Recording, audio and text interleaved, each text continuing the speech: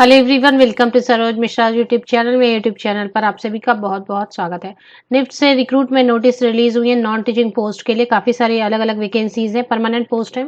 12 पास any graduate या other qualification वाले candidate भी यहाँ पर एलिजिबल हो सकेंगे, क्योंकि अलग अलग वैकेंसीज हैं।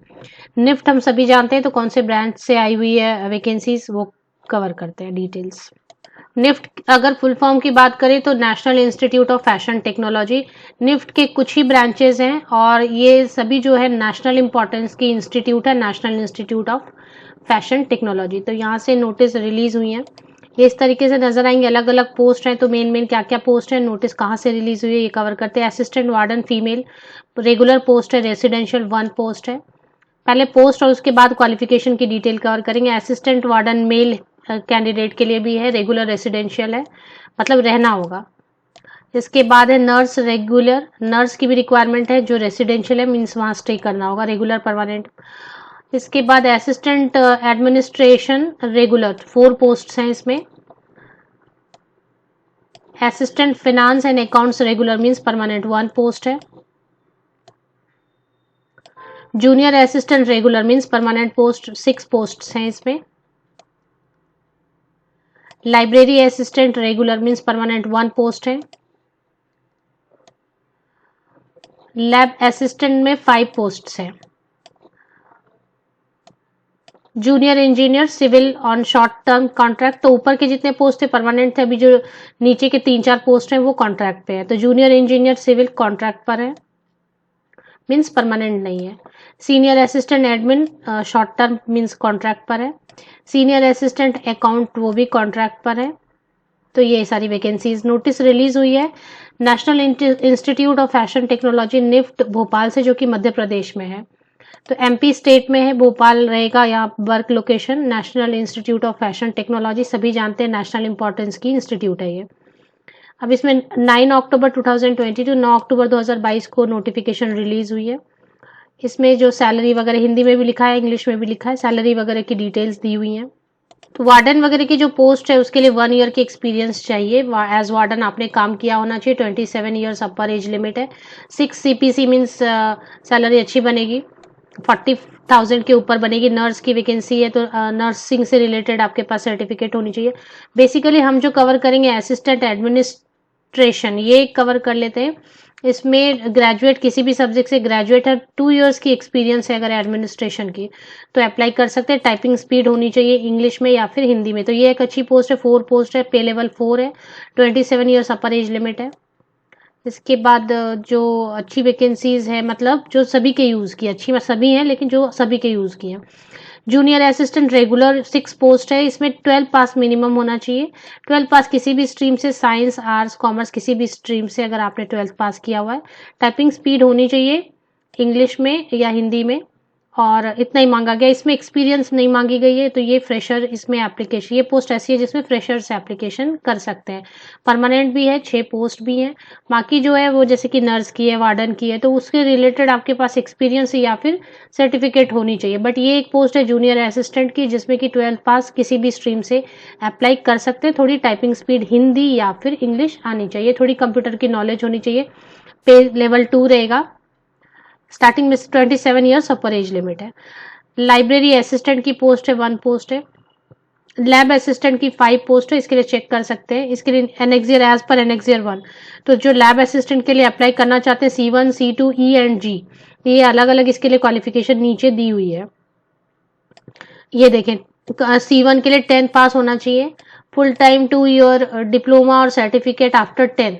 तो ITI वगैरह की अगर सर्टिफिकेट है या फिर डिप्लोमा सर्टिफिकेट है तो वो अप्लाई कर सकते हैं इसमें।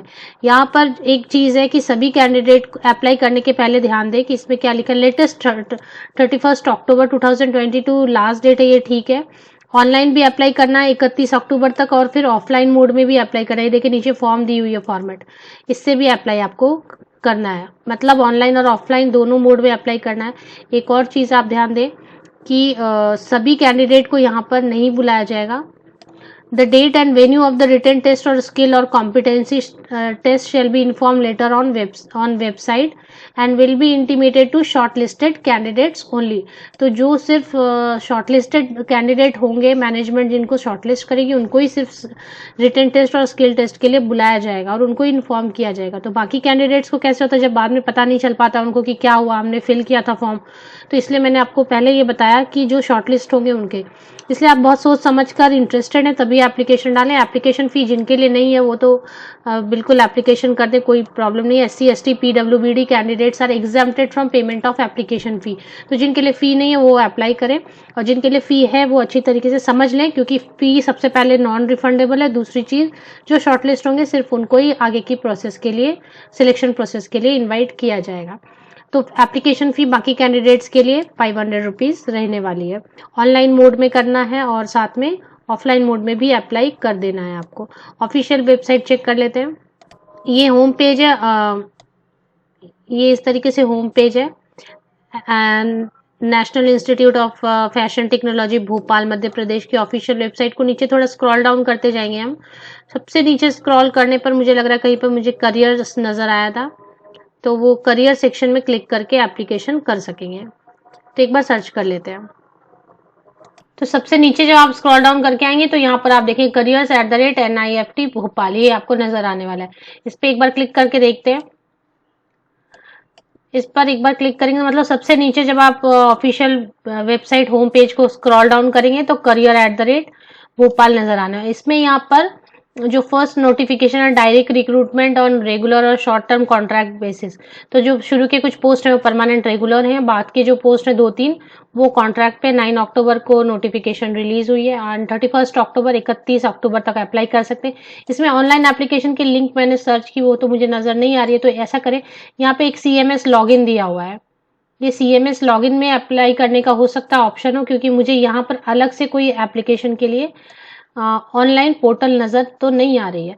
इसके बाद ऐसा लिखा है कि फ़ी तो नॉन रिफंडेबल होगी जिनके लिए है, और कोई भी अगर करिगंडम या कोई भी चेंजेस होंगे वगैरह या कुछ उसमें और भी चीज़ें ऐड वगैरह करनी होंगी, डेट चेंज, तो यहाँ पर ही आपको करियर सेक्शन में अपडेट मिलेगी। तो अगर आप एक बार अप्लाई कर लेते हैं तो फर्दर अपडेट के लिए ऑफिशियल वेबसाइट करियर सेक्शन आपको चेक करते रहना होगा।